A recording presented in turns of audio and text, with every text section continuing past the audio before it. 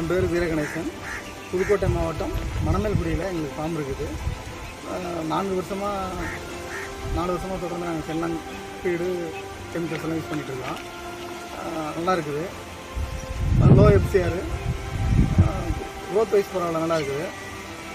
இந்த சம்மர் கல்ச்சரில் எங்களுக்கு டிஓசி 40 நாளில் யூரியா லோடு அதிகமாக இருந்தது. அதனால் ஃபீட் இன்டேக் ரொம்ப கம்மியாக இருந்தது.